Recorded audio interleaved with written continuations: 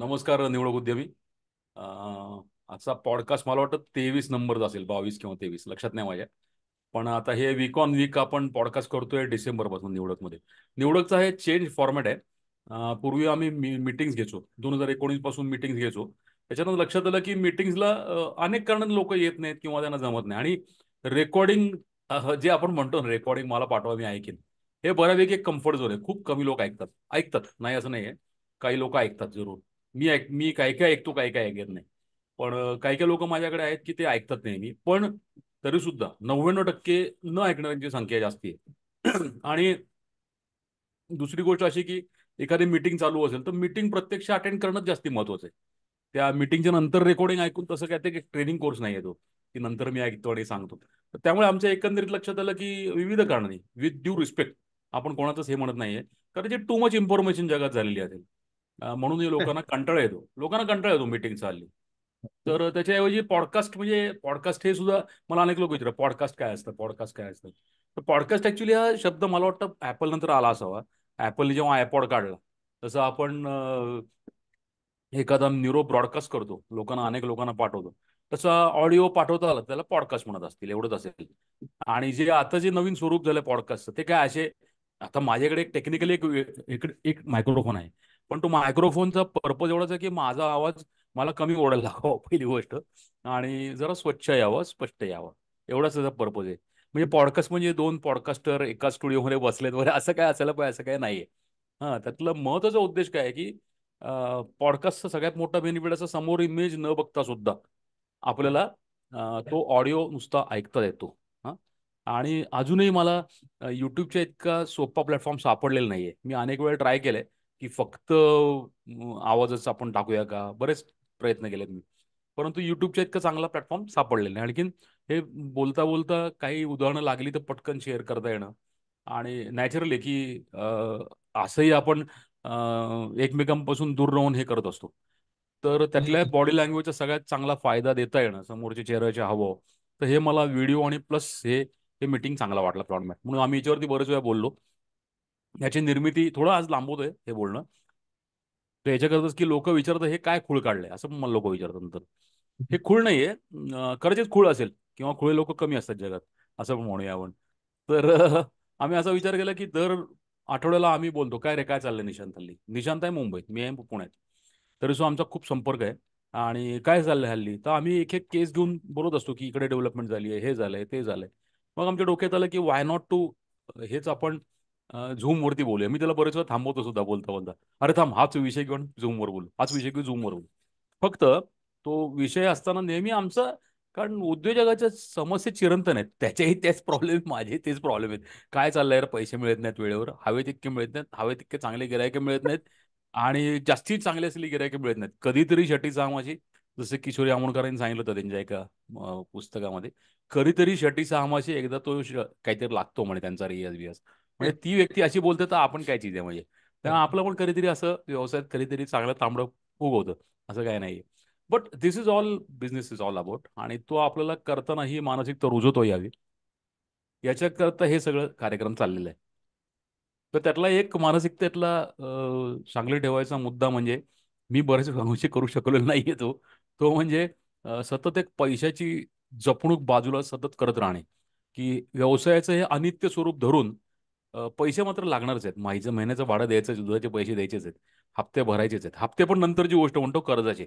पण रोजचे खर्च तर असणारच आहेत. आपली रसोई आपली चालवायला लागणारच आहे. तर याच्याकरता आपली सोय डिस्टर्ब होऊ नये. आणि बरेच वेळेला, काल परवा एका मित्राची माझ्या बोलत होतो, श्रीखंड मित्र आहे माझे. म्हणे त्यांचं चाललं होतं आणि दुसऱ्याच्या एका बरोबर चाललं होतं की ह्या माणसाला एवढं कसं काय एनर्जी राहते बाबा. एका दुसऱ्या व्यक्तीबद्दल आम्ही बोलत होतो. ते श्रीखंड म्हणले, काय माहिती आहे का, आपली बहुसंख्य एनर्जी पैशाचा जुगाड करण्यातच जाते, व्यावसायिकाची. आणि ही सत्य परिस्थिती आहे बरं का, ओव्हरऑललेस. तर ही अशी लागू नये आणि आपली ऊर्जेचा स्रोत हा चांगल्या ठिकाणी आपल्याला थोडा तरी अंशी लावता यावा, याच्याकरता सतत काही गुंतवणूक करत राहणे. याच्याकरता आम्ही गेल्या वेळी एक म्युच्युअल फंड किंवा याच्यावरती रूल ऑफ आपण बोलणार 70. आहे. काय म्हणला? रूल ऑफ 72 आपण बोललो. हा, रूल ऑफ 72 वगैरे आपण तपशीलच समजून घेतले ते. कारण आपण हम्म. उद्योजक आहोत ना, आपण काय असंच मान्य करणार नाही कोणाचं काय.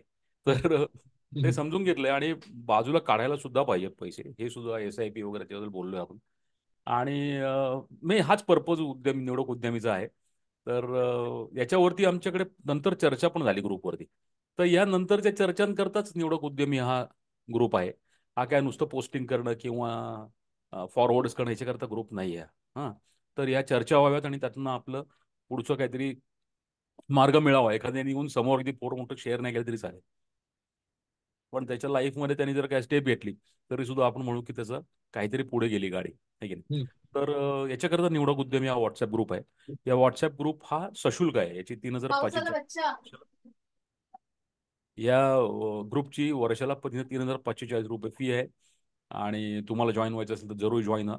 याच्यात काय मिळतं तर निवडक उद्योजकांची संगत हे मिळतं.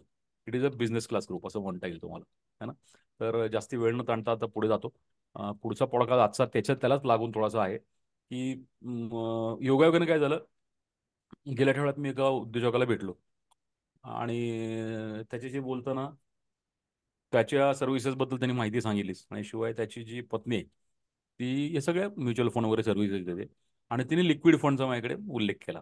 आणि वन टू वन बोलत असल्यामुळे मला जास्ती वेळ मिळाला.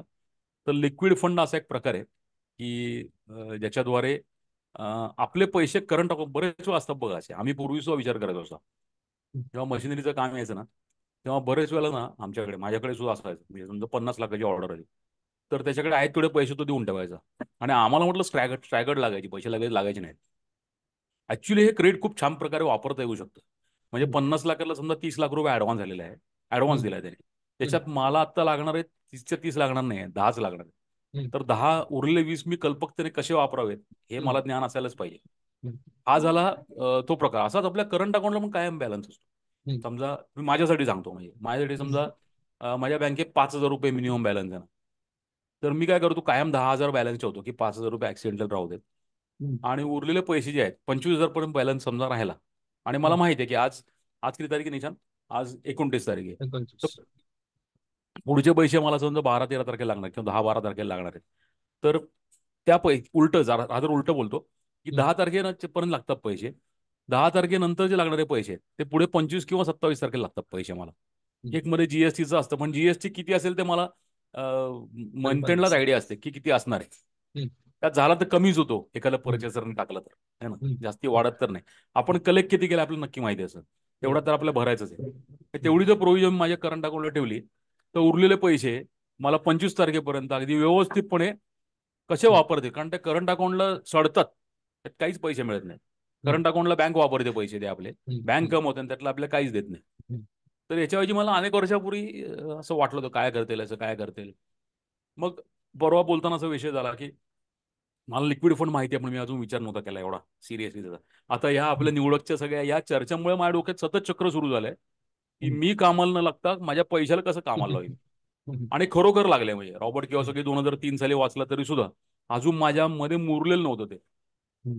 आता मात्र पक्क मोरायला लागलंय की ही अनिश्चितता हा असं राहणारच आहे आपलं. जसं शेअर मार्केट असतं ना तसं हे हम्म. आपलं व्यवसाय तर राहणारच आहे.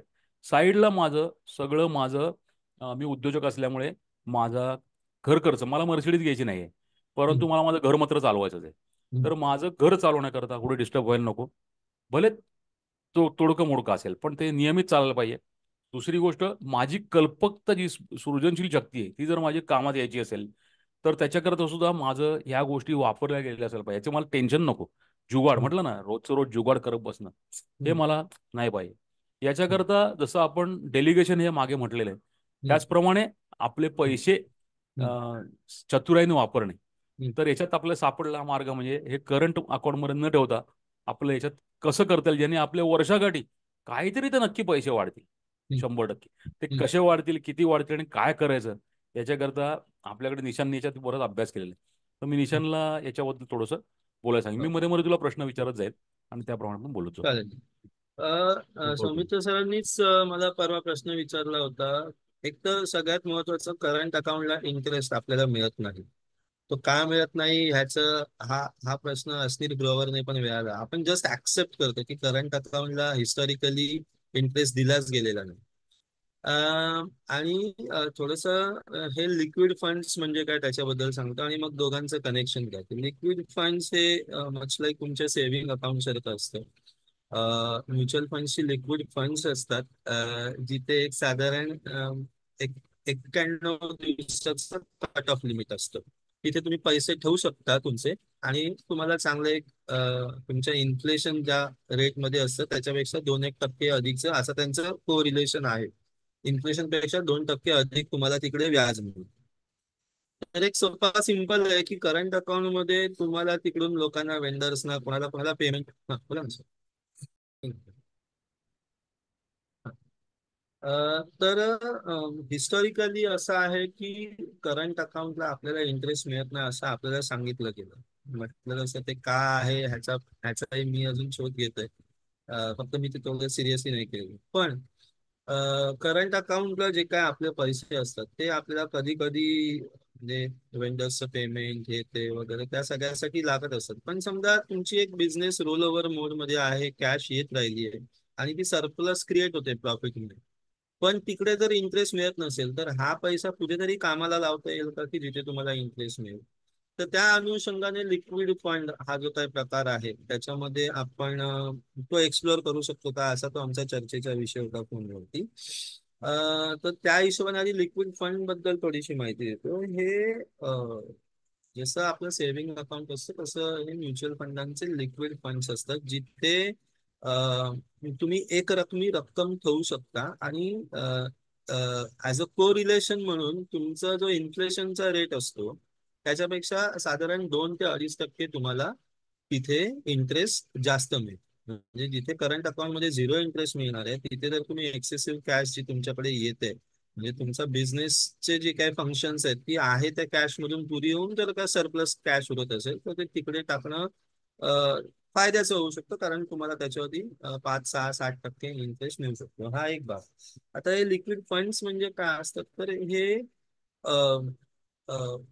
फिक्स्ड इन्कम असं म्हणता येईल, कारण त्याच्यात व्हेरी मिनिमल रिस्क असते आणि टाइम टू टाइम त्याच्यामध्ये म्हणजे बरेचसे फंड हाऊसेस म्हणा, फॉर एक्झाम्पल श्रीराम ट्रान्सपोर्टला आज पैशाची गरज आहे आणि त्यांनी तुम्हाला टेम्पररी पिरियडसाठी तुम्हाला अमुक एक इंटरेस्ट द्यायचं मान्य केलं असं.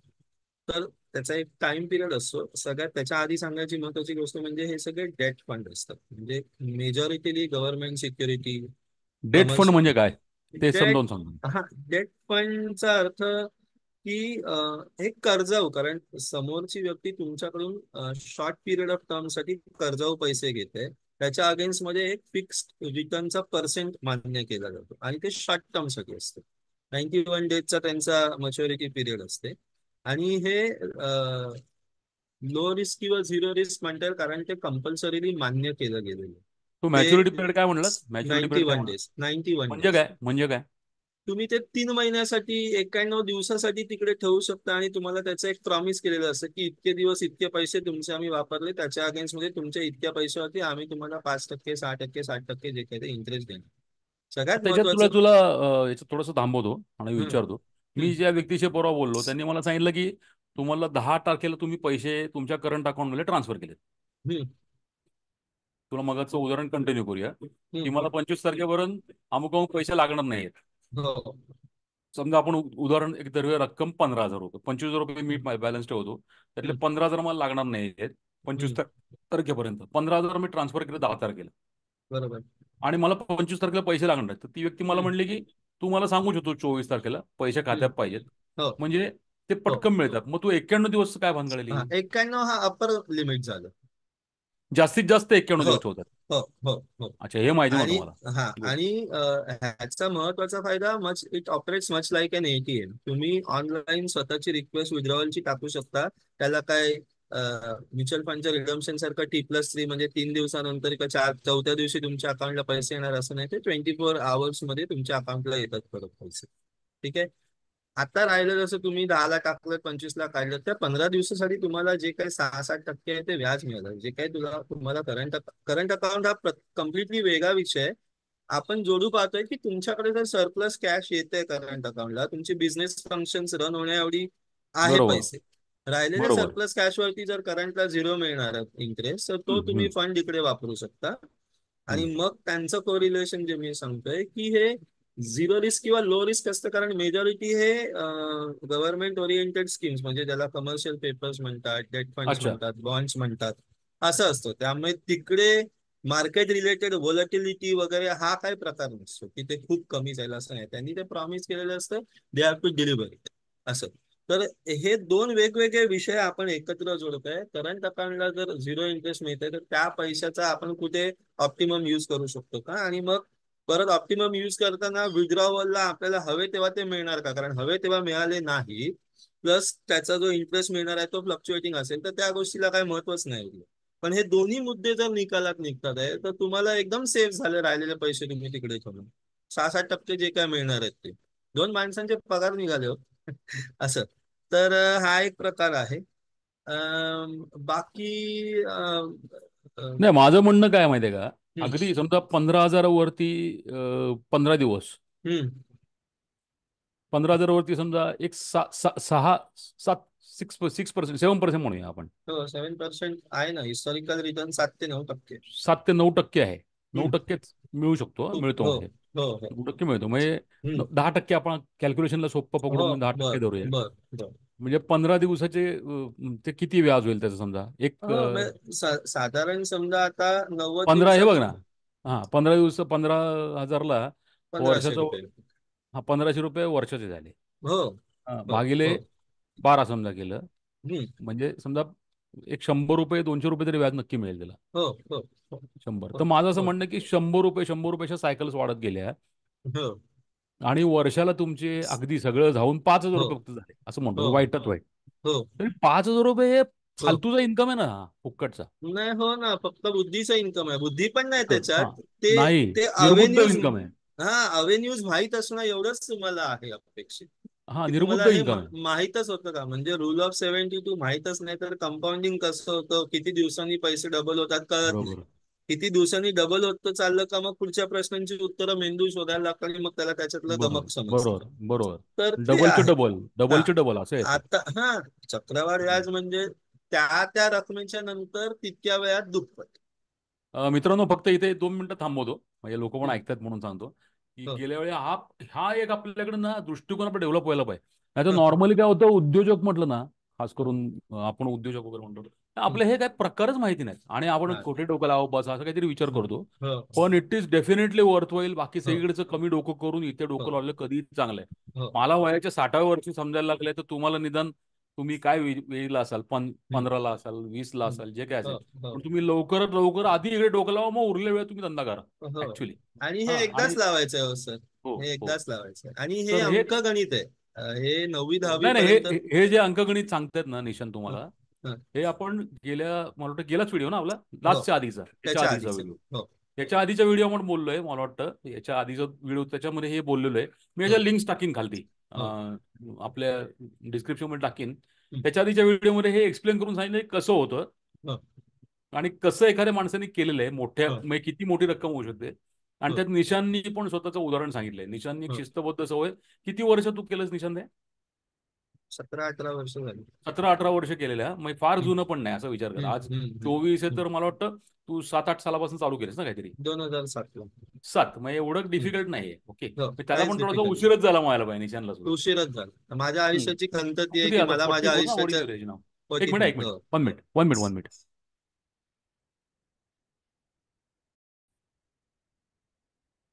तर मित्रांनो, की त्याच्यात जे आपले आधीचे पॉडकास्ट आहेत ना, त्याच्यात तुम्ही येतोय आवाज निशांत बरोबर? हो, तर त्या दोन्हीच्या लिंक बघा. निशांनी, माझं चाललं होतं की थोडासा उशीर झाला असंच त्याला वाटतंय. हो. पण तरी सुद्धा अगदी हं, माझ्या बाबतीत जर विचार केला, तर मी काय म्हणायचं, गेलं का माझं सगळं? हं. तसं नाही. असं. तर इवन इफ यू थिंक, म्हणजे माझ्या याला सुद्धा मी विचार करतोय की हं. माझ्याकडे एक संचित तयार होतं ना हो, अनुभवाचं, हो, आणि ते मी दुसऱ्याला कायमच देऊ शकतो. हो, तर असा विचार अजिबात करू नये की ती कंटिन्युअड आहे. हो, माझी बस गेली जरी असली, हो, दुसऱ्याला सांगू शकतो की किती वाजता बस पकड. हो, त्यामुळे don't worry about it. Okay, हो, पहिली गोष्ट. दुसरी हो, गोष्ट, याच्यात लागणारा संयम जो आहे, म्हणजे हो, अकृती, कृती नाही, ते हो. अकृती आहे, इनॅक्शन. हं, तर ती इनॅक्शन करताना आपली मानसिकता कशी ठेवायची, हं, याच्याकरता सुद्धा आम्ही लास्ट पॉडकास्टमध्ये बोललेलो आहे की हो, येणारं बोर्डम कसं हँडल हं, कराल. हो, तर तो सुद्धा जरूर पहा. हं, आमच्याबरोबर एक तज्ज्ञ मंडळी होती, तज्ज्ञ व्यक्ती होती, दीपलक्ष्मी पेशवे म्हणून, डॉक्टर. त्यांनी काही काही या गोष्टी ज्या सांगितल्या आहेत जरूर. तर त्या सुद्धा तुम्ही जरूर बघा. याच्याविषयी पण आपण सतत घेत राहणार आहे. आता ओव्हर टू यू. मी थोडासा हो पॉज केला कारण ते हो. लोकांना रेफरन्स मिळावा म्हणून. येस. त्याच्याच रेफरन्सला धरून की माझं असं मत आहे की आपल्याला जोपर्यंत ह्या गोष्टीची माहितीच मिळत नाही तोपर्यंत ती चूक म्हणून आपण त्याला बगल देऊ शकतो. पण माहिती झाल्यानंतर त्याच्यावरती ऍक्टिव्ह ऍक्शन न घेणं हा कदाचित गुन्हा ठरू शकेल.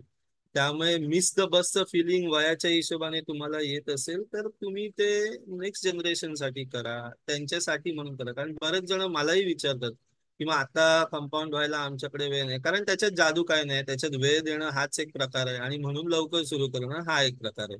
रिटर्न पर्सेंट कोणाच्या बापाच्या कंट्रोलमध्ये नाहीये, त्यामुळे तुम्ही लवकर सुरू करणे. मग तेव्हा मी त्यांना सांगतो की मग आता तुम्हाला आता समजलं ना, मग तुम्ही सुरू करा तुमच्या मुलांच्यासाठी किंवा मुलांच्या नावे करा, त्याच्याने तुम्हाला ते डिसिप्लिन देईल की अरे कुठल्याही इमर्जन्सीला पण मला ह्याला हात लावता कामा नये. मग ते लेअरिंग मी सुरू करतो की इमर्जन्सी फंड वेगळा ठेवतो, बिझनेसमध्ये काय मला सेटबॅक आला वगैरे वगैरे. कारण हे निरंतर चालू राहण्याने चक्रवाढ व्याजाने तुम्हाला त्याचं बेनिफिट मिळणार आहे. काय परत आताचा पॉईंट परत जर रिपीट कर, काय म्हणलास? अ, जेव्हा कोणीतरी वयाच्या 50-60 मध्ये सांगतं तू की म्हणतोस अरे की मिस द बस हे फिलिंग कसं हँडल करायचं? हा मिस द बस आहे फिलिंग. समजा सर आता इथे थोडस डिव्हिएशन होईल पण एका व्यवहारात एका टप्प्यावरती माझ्या वडिलांनी 1986 साली पार्टनरशिप ब्रेक झाल्यानंतर समोरून मिळणारे 25 लाख रुपये नाकारले. आता मी 2007 साली, हे 1986 मी 2007 साली माझं डोकं धरून बसू का की अरे माझ्या वडिलांमुळे मला मिस द बसचं फिलिंग आलंय म्हणून. तसं नाही, ज्या दिवशी समजेल त्यापासून तुम्ही सुरू करा ना. आपल्याला समजा लाईफचं लिमिटेशन आहे 75 वर्ष 77 वर्ष ऍव्हरेज लाईफ एक्सपेक्टेशन रेट आहे इंडियामध्ये. तुम्ही तुमच्या मुलांसाठी समजल्यानंतर न करणं हा खरा गुन्हा ठरू शकतो. त्यामुळे त्या गिल्ट मध्ये न जगता तुम्ही तिकडून फ्रेश स्टार्ट करू शकता. आणि अजून एक लिक्विड फंड बद्दल जे मी सांगत होतो की ह्याचा कोण वापर करतोय हे आपण बघितलं, पण हाऊसेस ह्याचा चांगला वापर करतात. फॉर एक्झाम्पल कोण कोण हाऊसेस माझी कोण? वाईफ कॉर्पोरेट हाऊसेस म्हणजे ज्यांचे फॉर एक्झाम्पल माझी बायको टाटा म्युच्युअल फंड मध्ये काम करते. रिलायन्सची पण इन्व्हेस्टमेंट आहे, अजून कोणाची पण इन्व्हेस्टमेंट आहे. रिलायन्सला कोणाकडून तरी पेमेंट आलं जे लाच सम आहे, समजा 50 कोटी 100 कोटी रुपये, आणि 3 दिवसांनी त्यांना ते तिसऱ्या कोणाला तरी द्यायचे. ते कशाला स्वतःच्या अकाउंटमध्ये घेतील? ते 3 दिवस तिथे ठेवतील की लिक्विड फंड मध्ये? त्या 50 कोटीवरती जे काय मिळायचंय ते मिळायचंय आणि मग ते 3 दिवसानंतर तिथून तिथे ते लोक रिपे करतील. ही हे आपल्याला माहित नसतं, माझ्या फॉर्च्युनमुळे मला माहित झालं. तर हे लाच समचं उदाहरण आहे. तेच आपण इंडिव्हिज्युअल बेसिसवरती राबवू शकतो असा हा सांगण्याचा सगळा घाट घातलाय आपण. आणि त्याच्यासाठी आपण म्हणतो की करंट अकाउंटला इंटरेस्टच मिळत नाही, तुमचा धंदा व्यवस्थित चालतोय तर ती सरप्लस कॅश तुम्ही इकडे वापरा ना. शेवटी काय आहे की पैसे कमवणं ही निरंतर सवय आहे ना ऍज अ बिझनेसमॅनची. ते फार कमी येत आहेत वगैरे ह्या गोष्टीला माझ्या मते महत्व असू नये. येत आहेत तिथे आपण आपलं हे करायला पाहिजे. दुसरं, कंपाऊंडिंगला जर ह्या सगळ्या गोष्टी कनेक्ट करायच्या असेल तर एक जे लोकांना वाटतं की समजा मी 1 लाख रुपयाची एफडी केली, मला 5% 6% इंटरेस्ट मिळणार आहे, तर माझं कॅपिटल झालं 1,06,000 रुपये. आता मी ते सेकंड इयर साठी जेव्हा रिइन्व्हेस्ट करतो तेव्हा मला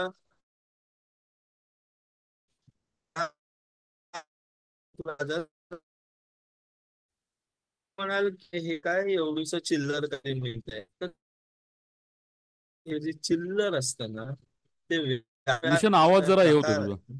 तो निशन तुमची हो. आता आवाज आता नाही. थोडस नाही नाही ते इंटरनेट माझ्या मते हा, मला आलं. इंटरनेटचा लॅग आला होता. आलं परत मला, सांग मी की रिपीट करतो हो. हा म्हणजे परत लिक्विड फंड सांगतो की वर्सेस समजा एफडी असं. ऐक ऐक ऐक. लिक्विड असं फंड. नाही, मी एक कंपाऊंडिंगचं इन जनरलच सांगतोय. लोकांच्या बर बर. मनातलं जे स्ट्रॅटेजी की हे चिल्लर वाढतायत त्याचं काय हा होतं म्हणजे हा होईल हा हा ते विशेष आहे. सगळ्यात ते डोक्यातून काढून टाकायसाठी की 1 लाखावरती मला 6% एवढी केल्यानंतर 6% जर 1 लाख ते जेव्हा मी रिइन्व्हेस्ट केले तर ते 1,06,000 1 लाख दुसऱ्या वर्षाला 1,12,000 नाही झाले, ते 1,12,540 वगैरे असं काहीतरी झालं. आता इथे तुम्हाला वाटू शकेल की अरे 2 वर्षांनी फक्त 540 रुपयेच वाढले. हा जो फरक आहे ना हा आपला डिसिजन पार्लन्स आहे. कारण हे त्या वर्षीचं आधीची रक्कम, चक्रवाढ व्याजाचं गणितच काय की तुम्हाला मूळ मुद्दलावरती मिळालेली व्याज, मूळ मुद्दलात भरीस भर घालून जेव्हा तुम्ही ते व्याजावर व्याज मिळवत जाता, तेव्हा साधारण मग रूल ऑफ 72 जो लागतो की 7-8 वर्षांनी तुमची रक्कम दुप्पट होते. जर तुम्हाला 8% इंटरेस्ट मिळत आहे तर 8-9-72, 1 लाख रुपये जर तुम्ही एफडी केलं तर 9 वर्षांनी 1 लाखाचे 2 लाख होणार आहे. मग तुम्हाला पहिल्या दुसऱ्या वर्षी जे फक्त 800च रुपये मिळाले किंवा 8,000 रुपये मिळाले हे जे वाटतंय ना, ते 8,000 रुपये मिळून मिळून ना 9व्या वर्षीच ते तुमचे 1 लाख रुपये अजून वाढवणार. आता हेच जर तुमचा रिटर्न पर्सेंट समजा जास्त असेल, समजा 12% मिळाले तर 6 वर्षांनी दुप्पट होणार आहे. 18% मिळाले तर 4 वर्षांनी दुप्पट होणार आहे. मी म्हटलं की मी मल्टिपल चुका करून 17 वर्षाचा ऍव्हरेज रिटर्न 21% आहे. म्हणजे माझी रक्कम दर 3.5 वर्षांनी वाढते. 21 त्रिक 63, 21 चौक 84, दर 3.5 वर्षांनी. जर आज मी मल्टिपल चुका म्हणतोय की करून. हा मल्टिपल चुका ते आपण सांगतो, पण हे लोकांना समजण्यासाठी की ती चिल्लर मानू नये त्या गोष्टीला. ती चिल्लर रक्कम तुम्ही कंपाऊंडिंगचं एक अजून एंड स्टोरी सांगतो की तुम्ही 30-40 वर्ष जर ऍक्टिव्हली काम करताय ना आणि तुम्हाला बख्खळ पैसे पण मिळतात, म्हणजे तुमचा 200% नफा आहे, तरी सुद्धा जर तुम्ही इन्व्हेस्टमेंट करत असाल ना तर 25-30व्या वर्षी तुम्ही ऍक्टिव्हली काम करून 200% धंद्यामधून पैसे कमवतो ना, त्याला आपण कंपाऊंडिंग बीट करतो. कारण ते त्या वर्षी दुप्पट होणार आहे. समजा मी म्हणतो आज 1 कोटी रुपये आहेत, माझ्या वयाच्या 47व्या वर्षी 2 कोटी होणार आहेत. तर 2 कोटी 3 वर्षात झाले म्हणजे मी वर्षाला 30-33 लाख रुपये कमवले, म्हणजे महिन्याला 2-2.5 लाख रुपये कमवले. हा, समजा 51व्या वर्षी ते 4 कोटी होणार आहेत, म्हणजे मी 4 कोटी 3 वर्षात कमवले, म्हणजे मी महिन्याला 60 लाख रुपये कमवले. म्हणजे तुम्ही विचार करा, मला 5 लाख रुपये पगार असला. तर सांगायचा मुद्दा आहे की तुमचं चक्रवाढ व्याजाचं जे पॅसिव्ह इन्कम आहे ना, काम धंदे न करता तुम्ही जेव्हा झोपता तेव्हा जे पैसे वाढण्याची प्रक्रिया आहे ना, ती तुमच्या ऍक्टिव्ह काम करण्याचा जो वेग आहे ना त्यालाही गाठते आणि त्यालाही बीट करून पुढे जाते. जर तुम्ही वयाच्या 20-25 केलं, तुम्ही तुमच्या उत्पन्नाचे 25-30% बाजूला काढले, तुम्हाला पहिली नोकरी लागली 22व्या वर्षी आणि तुम्ही हे जर 62-65 पर्यंत केलं, तर कुठलीही हयात असलेली व्यक्ती नाही म्हटलं तरी श्रीमंत होईल. तर हे रूल ऑफ 72 ला कनेक्ट केलं, म्हणून हे जे आयडल तुमच्या करंट अकाउंटला पैसे पडतात त्याच्यावर तुम्हाला इंटरेस्ट मिळत नाही, ते why not you go for a liquid fund. आणि मग त्याचं एक लार्ज समचं उदाहरण दिलं की कॉर्पोरेट हाऊसेस हे करतात, मला आलेले पैसे मी माझ्या अकाउंटला घेत नाही, रिलायन्स वाले त्यांना दुसऱ्या कोणाला तरी पेमेंट करायचं आहे 7-8 दिवसानंतर, 7-8 दिवस मी लिक्विडमध्ये ठेवलं, 500 कोटीचं जे काय मला व्याज मिळणार आहे ते. तर असा एक हा प्रकार मांडायचा होता. एक बरं, तर अजून एक याला कंपाऊंडिंग म्हणजे धरून, हा हा बरोबर. याला धरून एक विषय म्हणजे हम्म. तू 91 दिवस म्हणलास ना मगाशी. हो आणि दोन प्रश्न आहेत, एक एक प्रश्न उत्तर हँडल करूया. हो. 91 दिवसानंतर त्या पैशाचं काय होतं? मी नाही ते उचललं तुम्ही समजा त्यांचा 91 दिवसाचा त्यांचा प्रॉमिस आहे की तुम्हाला ते टक्के तुम्ही ते विड्रॉ करा, तुम्ही दुसऱ्या लिक्विड मध्ये टाका किंवा त्याच फंड हाऊसची दुसरी काय स्कीम असेल तिकडे टाका. तुम्हाला जे इंटरेस्ट मिळणार आहे त्याचं मॅक्सिमम पिरियड आहे 91 डेजचं. ते शॉर्ट टर्मच असतं. मला नाही मी नाही, ऐक ना ऐक म्हटलं ना. हा बोला बरोबर, बोला. कळलं मला. हा नाही, हे हा कळलं, हा. 90 दिवसासाठी आहे ते. हम्म. पण 90 दिवस माझे पण फंड पडून राहिले, 10,000 रुपये समजा आहे माझा, हो 15,000. हो हो मी नाही घेतलं, मला समजा त्याचं व्याज पण ट्रान्सफर झालं. हो. पण मग पुढे ते पैसे काय तिथे ठेवायचे, काय परत दुसऱ्याचे ट्रान्सफर तो होतात? तो हा तुम्ही सेकंड दुसरीकडे सायकल होते 3 महिन्याची का काय होते, हे तुला हो, विचारतोय. मग ते त्यांनी कंटिन्यू केलं तर होऊ शकते ना. तुला माहिती आहे का हे कन्फर्म त्याचं काय होतंय? तेवढं कन्फर्म नाही माहिती मला. ठीक आहे, म्हणजे हे पण आपण विचारून घेऊया जरा. हो मी सांगतो ना विचारून, किंवा आपण हा, हे पॉडकास्ट विचारून सांग तुझ्या, तुझा तो रिलीज मित्र आहे त्याला. करायच्या आधी आपण प्रश्न विचारू, या प्रश्न विचारूया, तुम्ही असं म्हणजे विचारलं याच्यात मी गंमत त्याचंही काय उत्तर माहितीये का, देतो. यात हम्म, मला जाणवलेली गोष्ट, मध्ये मी एनजे इन्व्हेस्टमेंटचा एक वेबिनार अटेंड केला, हम्म, सॉरी सेमिनार अटेंड केला. त्यात हम्म, त्यांनी हेच सांगितलं की हे तुम्हाला बँकेतनं करता येतं का, बँकेतनं मग करता येतं.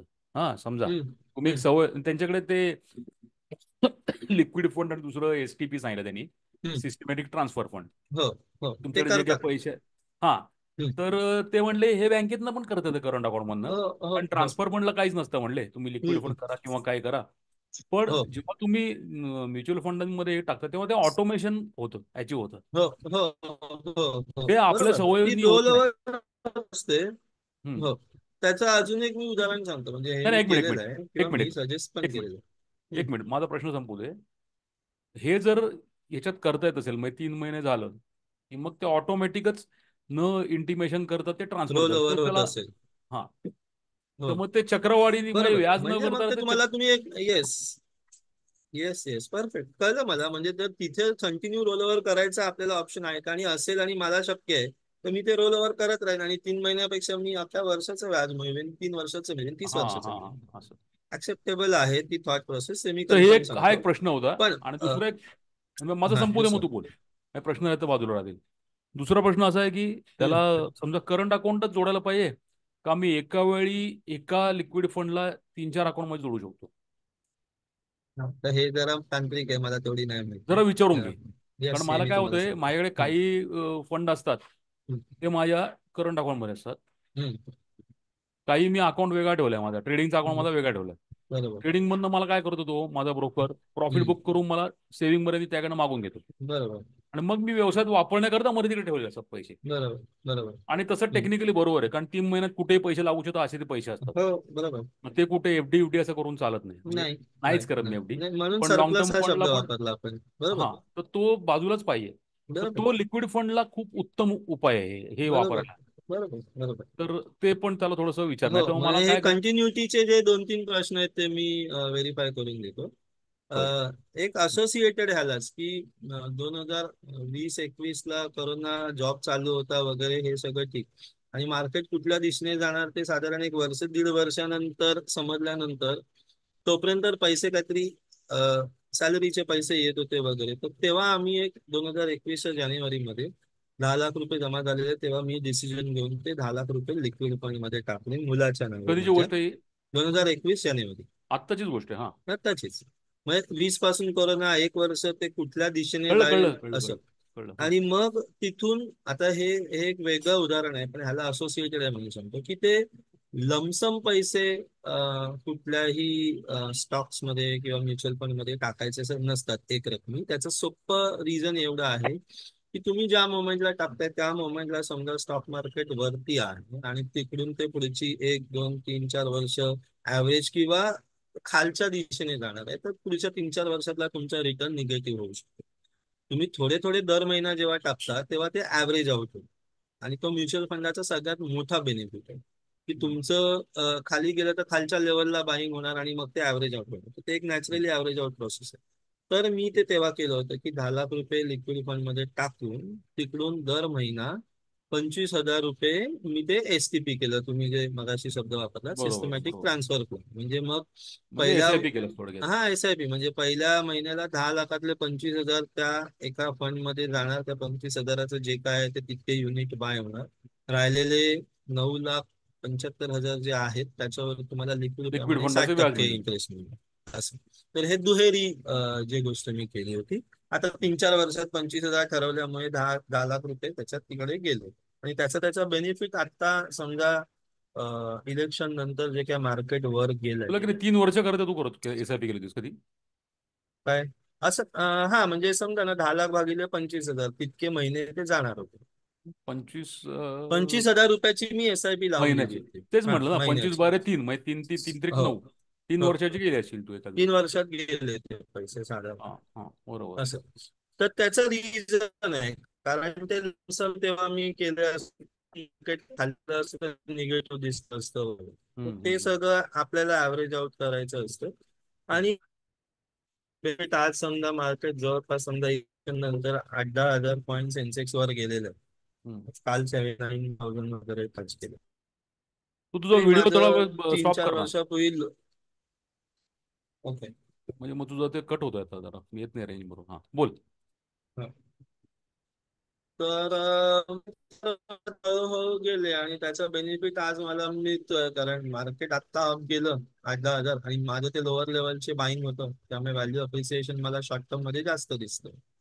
तर हाही एक प्रकार आहे बरोबर. लिक्विड फंडशीच कनेक्टेड. Perfect perfect.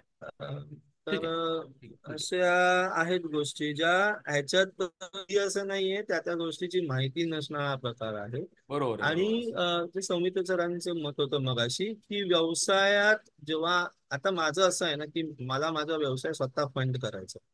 मला सुरुवातीला जोपर्यंत माझा फिक्स्ड रेव्हेन्यू किंवा बिझनेस रोल ओव्हर झालेला नाहीये तेव्हा तोपर्यंत मला कोणा इन्व्हेस्टर कडून पैसे घ्यायचे नाही. कारण काही किती सगळं योग्य केलं तरी एक 5-10% अँबिग्युटी असते आणि मग मला कोणाला प्रश्नांची उत्तरं नाही द्यायची त्यांचे पैसे घेतल्यामुळे.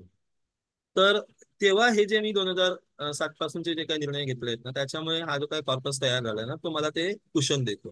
तो मला फोर्स नाही करत एक हाय रिस्क घेण्यासाठी असं.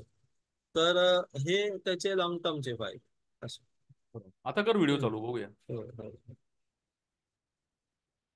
तर येस. ठीक अजून आहे. काही प्रश्न असतील तर. नाही नाही, काय नाही, आपण हा शॉर्टच ठेवायचा होता विषय, हो. की आयडल पडलेले पैसे कसे वापरायचे हाच विषय होता हा. Yes, yes. आणि मला असं वाटतं की ज्यांचा कोणाचा कॅपिटल इक्विपमेंटचा धंदा आहे ना, हम्म, म्हणजे प्रोजेक्टचा पर्टिक्युलरली, हम्म. त्यांना याचा खूप फायदा होऊ शकतो. खूप म्हणजे बरोबर. खूप. आणि तुम्हाला धोक्यामधून पण वाचू शकतो तो. बरोबर. कसं वाचू शकतो माहिती आहे का? मी तुला हम्म, सांगतो. आमच्याकडे हम्म, कधी कधी ऑर्डर यायची. हम्म, समजा एक 70-80 लाखाची ऑर्डर आहे. एक हम्म, प्रोजेक्ट करायचा असतो. हम्म. तर हे प्रोजेक्ट आहे ना, प्रोजेक्टच्या टाइमलाईन्स कधीच पाळल्या जात नाहीत. नाही. 3 महिन्याच्या टाइमलाईन्स कधीच पाळल्या जात नाहीत. आणि 3 महिन्याचा प्रोजेक्ट जर आपण 3 महिन्याच्या ऐवजी जर 6 महिने 9 महिने लागले ना याला, हम्म, तर जो इन्व्हेस्टर प्रोजेक्ट ओनर आहे त्याला काय फरक पडत नाही. हम्म. फरक मला पडतो ॲज अ माझा प्रॉफिट तेव्हा बुक होणार असतो ना, बरोबर. 3 महिन्याच्या एंडला. तो जर 9 महिन्याला मिळाला तर माझा लॉस झाला. बरोबर. तर अशा वेळी तुम्ही त्याच्याशी कंटिन्युएशनमध्ये राहून हम्म. एका लिक्विड फंडमध्ये हे पैसे टाकले तर तेवढं इंटरेस्ट आपल्याला कमवता बरोबर. येईल. बरोबर. आणि जेव्हा लागतील तेव्हा ते पैसे काढून तिथे ट्रान्सफर करतात. हम्म, म्हणजे एस्क्रो सारखं आहे. एस्क्रोमध्ये काय होतं, एस्क्रोमध्ये पैशाचं व्याज बँकेला मिळतं, आपल्याला नाही मिळत हम्म. एस्क्रो फंडमध्ये. पण हा जवळपास लिक्विड फंड म्हणजे एस्क्रो फंड सारखं आपल्याला वापरू शकतो, असं मला एक नवीन शोध लागलाय. म्हणजे मी स्वतः पण करणारच आहे ते. हम्म. आणि माझ्या क्लायंट्सना पण मी सांगायला लागलो की जे काय तुम्ही 3 वर्षाकरता पैसे ठेवताय, आता हम्म. ऑफलाईन टू ऑनलाईन झालं, 10 लाख रुपये काढायचे समजा. हम्म. 10 लाख रुपये माझ्याकडे ठेवू नका आणि तुमच्याकडे ठेवू नका, ते टाका हम्म. Liquid fund. बरोबर. आणि त्यात हे करूया आपण असं काहीतरी बर. आणि करतो. ह्याच्यातूनच म्हणजे ह्या सगळ्या सवयीच्या हिशोबानेच मी जे माझं बिझनेस मॉडेल घेतलंय ते की मला उधारीचे धंदे नाही करत. बरोबर आहे, मी पण नाही करत ते. हा, मी पण ऍडव्हान्स उधारीचे पेमेंट, मी धंदे. परवा प्रदीप कटर या मित्राला हा, सांगितलं हा, की त्याचा माझा बरोबरचा धंदा होता. हम्म, तो ते जवळपास 100 कोटीच्या आसपासचा धंदा गेलाय बिझनेस. हम्म, पण हवाल दिलं होतं मी त्याकडे गेलो बघायला तेव्हा. हा, तर म्हटलं का हा. वसुल्या होत नाहीत. बरं, रिअलाइज प्रॉफिट नाही. तर मी म्हटलं, मी तेव्हा मनातल्या म्हटलं म्हणून शांती म्हटली, कारण माझा 100% पैसा ॲडव्हान्स पेमेंट आहे माझा. So that is one more thing. आणि जो हम्म, सर्व्हिस बिझनेसमध्ये एक मोठी गोष्ट असते ती म्हणजे जो काय आहे तो एक 10% तुम्ही ऑपरेशनल खर्च सोडलेत तर हम्म, बाकी 90% त्याचा क्रॉस प्रॉफिट आहे. हम्म. हा एक मोठा बेनिफिट आहे. बरोबर. त्यामुळे ह्याच झाडाला जास्ती पाणी घालत राहणं चांगलं. आणि ही हो. फायनान्शियल बाजूला लिटरसी, जेन्युइन लिटरसी आहे, ती आपली वाढवत नेणं आणि बरोबर. पैशाला कामाला लावणे, आपण स्वतः पैसे. कामाला लागायच्या वेळी. मी आर्याला कायम सांगतो, आता तिचं पॅन कार्डचं झालं होतं तुला म्हटलं मी, हो. तर झालंय. तिला म्हटलं पहिलं आपण हे करायचं, पहिलं फर्स्ट थिंग वी डू दिस, बरोबर. असं ठरवलंय. तर बरोबर. आणि लिक्विड फंड हा खूप छान ऑप्शन आहे. हा. त्यामुळे इकडे बँकेत ठेवण्याच्या पेक्षा ते विल कीप ट्रान्सफर द्या, हम्म, त्यातनं एसआयपी लावून घेऊ आणि हम्म. उरले पैसे तिला कधी लागतील काय ते कामाला येतील, असं आम्ही ठरवतोय. आणि इन जनरल पण करंट अकाउंट, सेव्हिंग अकाउंट 2 आणि 3% व्याज मिळतात. कुठलीही बँकेची ते घेऊ, ते प्रॉडक्ट घेऊ. इन्फ्लेशन बीट करत नाही. त्यामुळे तिकडे तुम्हाला जर इमर्जन्सीसाठी कमी होतात घराच्या पैसे खाली ऍक्च्युली. एटीएम आहे म्हणून तुम्ही तिकडे 1-2 लाख रुपये ठेवा. बाकीचे सगळे पैसे हे इन्व्हेस्ट व्हायला पाहिजे. आणि ते मी असं लोकांना सोपं सांगतो की प्रत्येक 1 रुपया 16 वर्षांनी 16 रुपये होतात. करेक्ट. तर तुम्ही त्या पैशाला कामाला द्या. येस. चालतंय. हम्म. चलो. छान झाला. ओके. दिस विषय मस्त. झाला आणि छान झाला, मस्त झाला. हो, गुड. येस. Good subject. छान. चालेल. चलो. ओके. बाय. चला. थँक्यू. हां, 2 मिनिटं थांब जरा याच्यावरती. ओके. मी फक्त पॉज रेकॉर्डिंग स्टॉप करतोय. बरं. 2 मिनिटं.